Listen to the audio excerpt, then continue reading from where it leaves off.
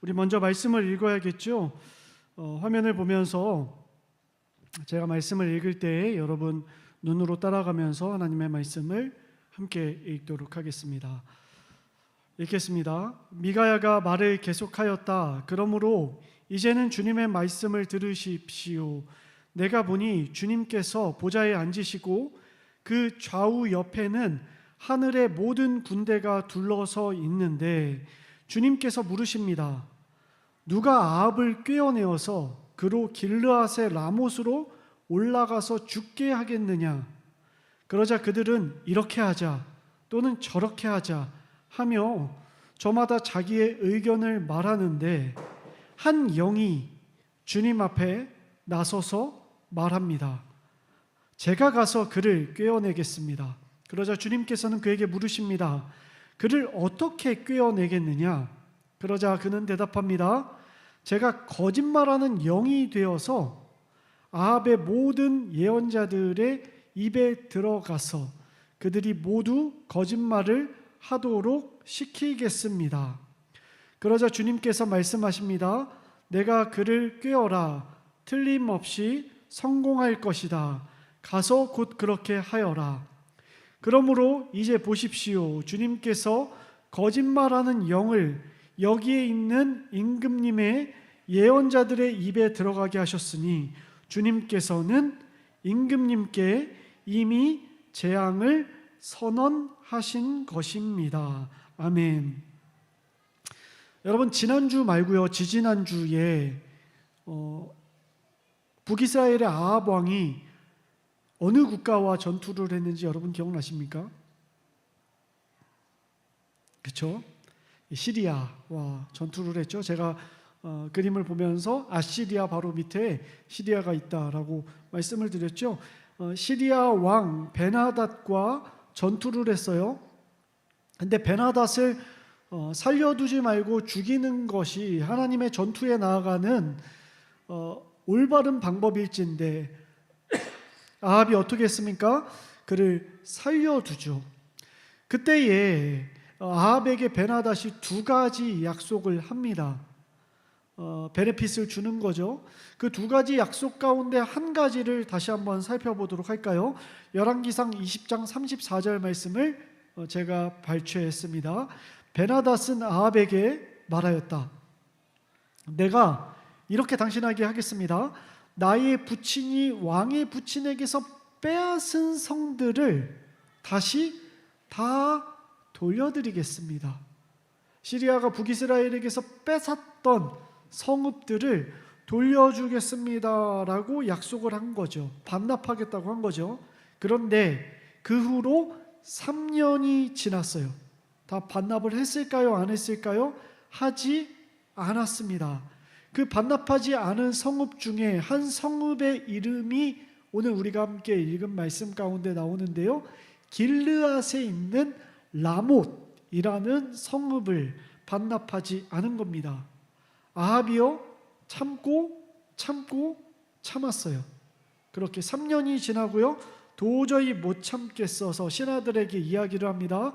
길르앗에 있는 라못은 우리 땅인데 우리가 그 땅을 시리아 왕의 손에서 다시 찾아올 생각조차 하고 있지 않소라고 이야기합니다. 여러분, 침략 전쟁을 하겠다는 겁니까? 아니죠. 정당하게 받기로 한 땅을 당위성에 맞게 다시 받으러 가겠다라고 합당한 전쟁을 하겠다라고 얘기한 겁니다. 주변의 국가들이 북이스라엘 왜 그래? 라고 해도 이야기할 수 있는 명분이 이렇게 있다라는 겁니다. 여러분, 또 한번 생각해 볼까요? 3년 전에 전쟁을 했어요. 그때 군사랑 지금 군사랑 많이 바뀌었을까요? 저는 그럴 것 같지 않아요. 3년밖에 안 됐기 때문에 승리의 경험에 충천되어 있는 그 군사들이 그대로 시리아 전투에 나아갈 가능성이 큽니다. 자, 전쟁의 적합성 합당하죠. 두 번째, 병사들의 기세가 충천되어 있습니다. 그런데 여기에 나에게 하나를 더 달게 됩니다. 바로 4절 말씀이죠. 그리고 그는 또 여호사밧에게도 말하였다라고 하죠. 여러분, 여호사밧이 누굽니까? 남유다의 왕이에요. 그 남유다의 왕에게 이렇게 이야기하죠. 길앗의 라못을 치러 나와 함께 올라가시겠습니까? 라고 물어봐요. 여러분, 배경을 아셔야 되는데 여호사밧이 아합에게 온 상황이었어요. 왜냐하면 둘은 사돈지간이었거든요. 아합의 딸이 여호사밧의 아들과 결혼을 했어요. 또 여호사밧이 생각했을 때 북쪽의 시리아와 아시리아가 자기에게도 피해가 된다라고 생각을 했어요. 빨리 무찔러야겠다라고 생각을 한 거죠. 그래서 여호사밧이 이 제안을 받아들입니다. 여러분, 전쟁이 적합하고요, 또 기세도 등등하고요, 거기에 남유다의 군대까지 합세했으니 얼마나 든든하겠습니까? 백전백승이 확실한 전투를 아합이 나아가는 겁니다. 그런데 여기서 아합이 멈추지 않아요. 아합은요, 굉장히 똑똑한 사람, 더 정확히 이야기하면 똑부러진 사람이었어요. 손해보는 장사는 안 한다. 기업에서 스카우트하고 싶은 사람, 아합이었다고요. 여러분, 남유다의 왕 여호사밧에게 뭐라고 말하는지 보십시오. 여호사밧에게 이렇게 제안합니다. 나는 변장을 하고 일반 병사들처럼 싸움터에 나아갈 테니 당신은 왕복을 입고 왕인 것처럼 전쟁터에 나아가십시오라고 이야기합니다. 왜 그랬을까요? 아합이요, 적들의 전략을 완전히 꿰뚫어 보고 있었기 때문이죠. 시리아는요, 3년 전에 패배를 했어요. 그랬기 때문에 뭔가 특별한 전략이 필요했습니다. 지휘관에게 시리아 왕이 말합니다. 너희는 작은 자나 큰 자를 상대해서 싸우지 말고 너희 눈앞에 있는 지휘관들 건드리지 말고 오직 한 명만을 노려라. 누구예요? 이스라엘의 왕 아합을 저격하면 된다라고 이야기하는 겁니다. 아합이요, 이 전략을 꿰뚫어 본 거예요. 자신에게 올 화살을 누구에게다 돌립니까? 여호사밧에게 다 돌려버린 거예요.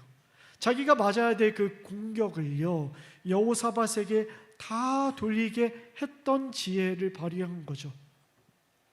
여러분, 다윗과 골리앗의 전투를 기억하십니까? 그때 블레셋이 훨씬 더 우세했어요. 기세 등등했다고요. 그런데 골리앗을 누가 무너뜨리죠? 다윗, 어린 소년 다윗이 돌팔매로 무찔러요. 그러자 이스라엘 군대가 블레셋 군대를, 도망가는 자들을 치게 되는 군대의 모습을 볼 수 있었습니다. 시리아 왕도 동일하게 생각한 거예요. 사기를 잃으면, 이스라엘 왕 아합을 치면 우리가 이길 수 있다. 그런데 그 생각을 아합이 알았던 거예요. 그래서 왕복을 벗고 일반 사병의 옷을 입고 여호사밧에게 뭐라고 얘기했는지 모르겠어요. 당신은 존귀한 자입니다. 당신이 나보다 낫습니다. 어떤 말을 했는지 모르겠으나 여호사밧에게는 왕복을 입혀서 꼬드겨서 꼼수를 부려서 치밀하고 체계적으로 자신이 죽지 않을 전투의 태세를 만들었던 거죠. 그런데 아이러니한 상황이 벌어집니다. 전쟁에서 누가 죽습니까? 아합이 죽어요. 성경에 기록된 것을 제가 요약해 볼까요? 시리아의 병사들 어떻게 해야 됩니까? 이제 활을 다 왕에게 겨눠야 돼요. 누구한테요? 여호사밧에게 겨누고 있을 거예요. 칼과 창도 다 여호사밧에게 향하고 있어요. 그런데 누군가 활을 잘못 당겼어요. 그런데 그 활이 날아갑니다. 슈. 그 일반 사병으로 생각한 아합에게 날아와요. 아합은 갑옷을 입고 있었어요. 근데 갑옷과 갑옷 사이에 이음새가 있거든요. 그 이음새 사이로 슉 하고 들어가서 거기에 꽂혀서 맞아서 죽습니다. 여러분, 확률이 어떻게 될까요? 한 10,000번을 그렇게 하면은 그 화살 하나가 거기에 꽂힐까요? 예, 매우 낮고 낮은 확률. 아합은 생각했을 겁니다. 내가 죽을 확률, 이 전투에서 사망할 확률은 0.00001%도 되지 않을 것이다. 그런데 그는 죽고 만다고요. 황당한 죽음이죠. 이 죽음을 예언한 예언자가 22장에 나와요. 엘리야가 아니라 미가야라는 선지자가 나옵니다. 미가야가 22장에 아합에게 이야기합니다. 너 전쟁에 나가면 하나님께서 죽는데. 그런데 아합이 어떡합니까? 나가요. 왜요? 자기가 생각했을 때 만반의 준비 다 했거든요. 적합하죠? 기세 등등하죠? 남유다까지 붙었죠? 거기다가 자기가 꾀를 내어서 여호사밧을 죽게 만들었죠. 자기가 죽을 확률, 자기가 아무리 셈해봐도 0.00001%거든요. 이거 안 나갈 이유가 없어요. 무조건 승리예요. 근데 미가야가 이게요? 너 나가면 하나님께서 죽는데. 어떤 말을 들어야 될까요? 하나님의 말씀? 아니면 자기가 생각하고 체계적으로 만들어 놓은 판? 예, 아합은요 자기의 생각을 따르고요 거기서 죽음을 맞이하게 됩니다. 여러분, 보험 든다는 얘기가 있죠. 우리가 만약을 대비해서 보험을 든다라고 얘기해요. 우리가 인생에서도 실제로 보험을 들고요, 그게 아니라 무슨 일을 할 때 제2의, 제3의, 제4의 시나리오, 보험 들어놓는다라고 이야기를 합니다. 요즘같이 변화무쌍한 세상을 살아가고 있는 우리에게는 이 보험이 필요한 게 맞아요. 주거를 위해서, 노후 안정을 위해서, 그리고 자녀들의 교육을 위해서 우리가 대비하고 마련하는 게 맞다고요. 여러분, 이거 성경에 위배되지 않습니다. 전도서 말씀과 잠언 말씀 보면 개미같이 내가 젊을 때에 여름날에 겨울이 올 것을 대비해서 미리미리 비축하라라는 하나님의 말씀이 분명히 기록되어져 있어요.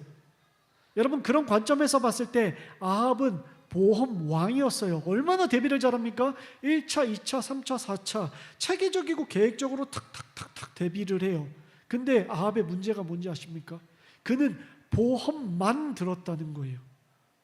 수천 개, 수만 개를 들면 뭐합니까? 보험은요 대비책일 뿐인데 본질이 뭡니까? 여러분, 인생의 본질이 뭐예요? 내 삶의 통치자, 주관자, 살아계신 하나님을, 그 말씀을 순종하는 것, 그에게 복종하는 것, 그리고 대비하는 것. 그런데 아합은요 중요한 것을 챙기다가 가장 중요한 것을 챙기지 못했던 우둔한 모습을 성경 가운데 보여준다. 그래서 그는 불행한 사람이었다. 지난주 말씀 봤을 때 우리 아합의 인생이 억울했어요. 자기가 죽인 거 아닌데, 나보고 내가 죽이라고 명령한 적도 없는데 이세벨 때문에, 그리고 지방의 장로들 때문에 자기의 가문이 다 죽게 생겼잖아요. 오늘도 억울해요. 여러분, 6절 말씀 볼까요? 이스라엘 왕은요 여호사밧이 전쟁 나가기 전에 우리 예언자에게 물어보자라고 해서 예언자 400명이나 되는 사람, 400명가량 되는 사람들에게 물어봅니다. 내가 라못을 치러 가는 것이 옳은 일입니까? 아닌 일입니까? 그러자 400명이 동시에 대답합니다. 올라가십시오.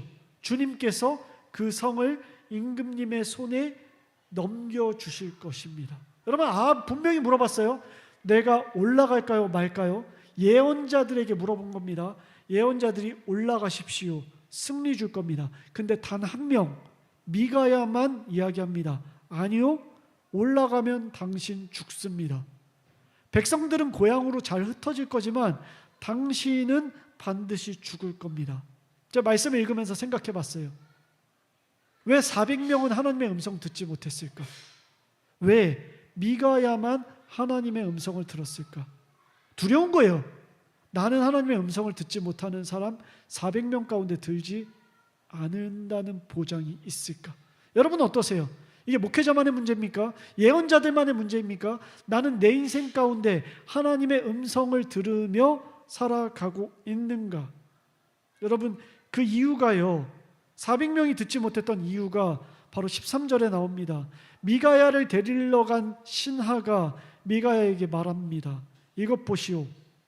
다른 예언자들은 한결같이 왕의 입맛에 맞는 승리를 예언하였소. 왕이 원하는 답지를 제시하였소. 그러니 당신도 왕의 승리를 예언하는 것이 좋을 것이요. 여러분, 이 미가야의 답이 뭐라고 말하는지 보십시오. 그는 대답하였다. 나는 하나님의 살아계심을 두고 맹세하지만, 여러분 여기 잘 보셔야 돼요. 나는 아합 왕이 어떻게 살아왔는지 보니, 아합 왕과의 평소의 관계를 생각하니 아합은 죽을 것이요 라고 예언합니까? 나는 죽을 것이라고 예언을 작정하고 올라갑니까? 아니요. 그는 이렇게 이야기합니다. 다만 주님께서 말씀하시는 대로 말하겠습니다 라고 얘기해요. 여러분, 미가야에게 만약에 하나님께서 아합 왕 죽지 않는다라고 얘기했으면 미가야도요 401명이 되어서 죽지 않는다라고 예언했을 거라고요. 하나님 어떻게, 아합 나쁜 놈이잖아요. 아합 살아온 거 아시잖아요. 그의 계획대로 되게 하면 안 되잖아요 라고 태클을 걸지 않고요, 하나님이 말씀하시는 대로 그대로 하겠습니다. 우리 지난 토요일에 말씀 묵상이었죠. 엘리야가요 하나님 말씀하신 거 너 죽지 않을 거다, 대신에 너의 자손대 죽을 것이다 라고요 그대로 예언합니다. 엘리야가 아합이요 싫었을 거예요. 개인적으로 인간적으로 좀 꼴보기 싫었을 것 같아요. 그러나 하나님이 말씀하신 대로 나는 그렇게 이야기한다. 여러분, 이게요 신앙생활입니다. 신앙을 생활한다는 거, 매일 매 순간 나는 하나님 앞에 백지를 내어놓을 수 있는가? 여러분, 뭐라도 적어드리고 싶지 않으세요? 내가 소망하는 거 예쁘게 적어서 내가 20대 때, 30대 때, 50대 때 신앙생활과 나의 계획들 쫙 이렇게 짜가지고 하나님 이거 맞나요 틀리나요? 라고 컨펌 받고 싶잖아요. 우리 유혹 가운데 뭐라도 하나님 앞에 얘기하고 싶은 그 상황 가운데 하나님 말씀하시면 걸어가고 아니면 멈춰서겠습니다. 내 감정과 이성과 판단과 주변의 소리가 하나님의 말씀에 영향을 미칠 수 없습니다. 여러분, 그 유혹이 얼마나 큰지 아세요? 하루에도 수십 번 수백 번 올라오는 나의 메시지 가운데 그것을 잠잠히 하라 명령하고 하나님 앞에 백지를 내밀 수 있는 것, 여러분 그게요 미가야와 400명의 차이였다. 여기 두 장의 종이가 있습니다. 여러분에게 제가요 오늘의 기분을 적어보시오 라고 제가 두 장의 종이를 드린다면요, 왼쪽의 종이를 받으신 분들은 여러분의 기분을 적어서 저에게 주시겠죠? 그러면 집사님의 기분이 오늘 기쁘군요, 슬프군요, 화가 났군요, 우울하군요, 제가 판단할 수 있겠죠. 그런데 오른쪽에 종이를 받으신 분들에게 제가 종이를 드리면서 기분을 적어보십시오. 아무리 빈칸에 핑크색으로 칠하고 꽃을 그려놓는다고 한들 기본적인 바탕이 저렇게 그려져 있으면 우울하시군요, 기분이 나쁘시군요 라고 제가 이야기할 수밖에 없어요. 왜요? 제가 답이 정해진 종이를 여러분에게 드렸기 때문에. 기도하지 않는 사람, 하나님을 만날 생각이 없는 사람은 말할 것도 없죠. 그러나 기도함에도 불구하고 하나님을 만나서 들으려고 함에도 불구하고 내 답을 가지고 하나님 앞에 나아가는 사람은 하나님의 음성을 듣기가 어렵다. 예수님께서도 말씀하시죠. 산에서 제자들에게 가르치면서 복된 사람에 대해서 이렇게 말씀하십니다. 마음이 깨끗한 사람, 마음이 백지인 사람, 하나님 앞에 아무것도 가지고 나아가지 않는 사람, 그 사람은 복이 있다. 왜냐하면 하나님을 대면할 것이기 때문에, 하나님의 음성을 들을 것이기 때문에. 여러분, 우리 신앙생활이요 어디 간증집회에 나오는 것처럼 스펙터클하지 않아요. 지루하고 따분한 시간들을 모세가 광야에서 견뎠던 것처럼 이드로의 집에서 버티고 버텼던 것처럼 그렇게 묵묵히 감내해야 돼요. 그 빈 공간을 하나님 앞에 도대체 언제 적으실 것입니까? 라고 겸손하게 내어드려야 돼요. 그때 하나님의 진짜 계시를 들을 수 있는 겁니다. 여러분, 시리아에서 길르앗 라못을 찾아오는 것, 그 전쟁이 나쁜 전쟁이었을까요? 아니요. 그냥 전쟁이에요. 근데 아합이 잘못한 거 딱 한 가지, 이스라엘의 주인이 누구인지 인정하지 않고 전쟁에 나갔다. 자기가 판단한 계획대로 자기의 전쟁을 행했다. 그것이 패망의 이유였다라는 겁니다. 여러분, 열왕기상의 말씀이요, 드디어 오늘 대단락의 끝을 보게 됩니다. 아합이 죽었잖아요. 근데 여러분 그거 아세요? 여러분들도 대단하신 것이 이 악인 아합의 이야기를 5장에서 6장 정도, 5주에서 6주 정도 여러분 읽어내셨어요. 저는 가끔 생각해요. 하나님, 저도 이렇게 전하기 힘든데 듣는 분들 이 악인의 이야기들 5주 6주 들으면서 얼마나 힘들까요? 하나님, 왜 의로운 사람의 이야기를 성경에 구구절절 적어서 우리가 그렇게 밝게 깨끗하게 다가가면 좋겠다, 그렇게 성경 기록하시지 왜 하나님은 하필 이 한 사람의 이야기를 이렇게 많은 분량이나 적어 놓으셨습니까? 그 어둠의 그림자를 우리는 왜 6주 동안 보아야 합니까?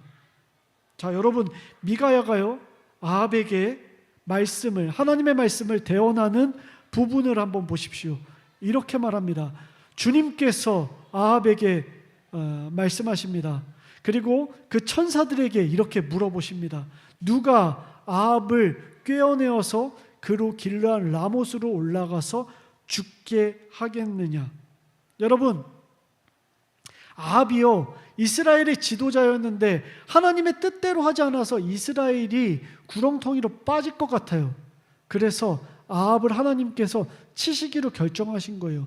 그래서 미가야의 환상 가운데 보여주신 거예요. 아합을 치는 계획들을 이렇게 할 것이다 라고 보여주셨어요. 그런데 하나님의 계획이 성공할 확률을 높이려면 어떻게 해야 돼요? 이 계략을 아합에게 이야기해야 됩니까? 안 해야 됩니까? 안 해야죠. 꽁꽁 숨겨놓고 아합이 스스로 구렁텅이에 빠지도록 내버려 둬야죠. 전쟁에 나아가도록, 그의 교만함과 오만함 가운데 시궁창에 빠지도록 내버려 둬야죠.